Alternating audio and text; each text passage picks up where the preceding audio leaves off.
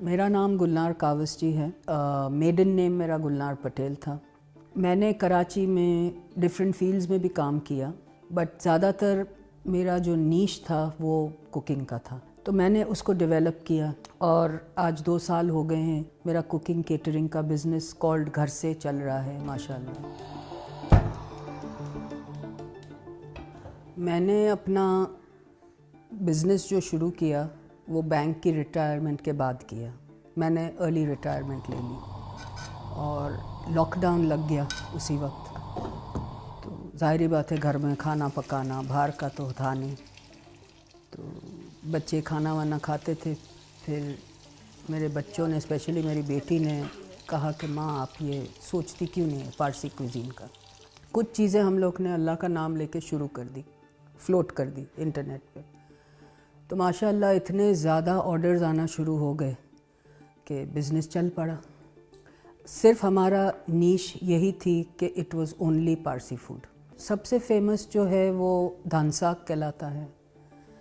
وہ ایکچولی تو جب کوئی گزر جاتا ہے تو اس وقت بناتے تھے، اور اس کا کانسیپٹ یہ تھا کہ جب ایران میں پارسیز ہوتے تھے اور گزر جاتا تھا کوئی، تو مرد لوگ باڈی کو لے کے پہاڑوں میں جاتے تھے اس وقت، اور وہاں پھر عورتیں 4 دن کے لیے یہ دھان ساگ بناتی تھی.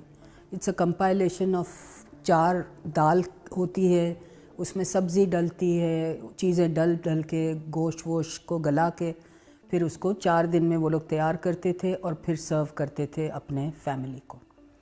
تو دھان ساگ بہت پاپولر ہے ہمارا. پاترے کی مچھی ہے وہ تو بہت ہی پاپولر ہے. بنانا لیف میں اس کو ریپ کرتے ہیں کیلے کے پتے میں. گرین چٹنی ہوتی ہے کوکونٹ کی، اور اس کے ساتھ جو بھی کانڈیمنٹس ہمارے ہوتے ہیں وہ ہوتی ہیں.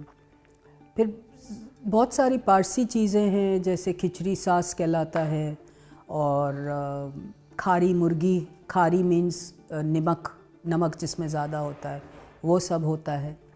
تو یہ ساری چیزیں آہستہ آہستہ ہٹ ہوئی. زیادہ تر افطاری ٹائپ کی چیزیں ہوتی ہے، جیسے پران کٹلیٹس ہوتے ہیں، کوفتے ہوتے ہیں، زیادہ جس میں پارسی ٹچ ہوتا ہے. ہماری کڑھائی چکن بھی ہوتی ہے بٹ اس میں پارسی فلیور ہوتا ہے تھوڑا سا.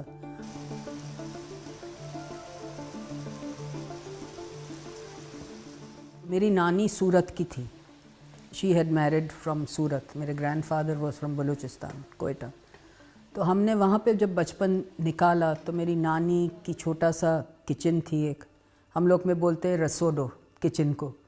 تو چھوٹی سی ایک جگہ تھی بٹ اس میں ہماری اتنی میموریز تھیں.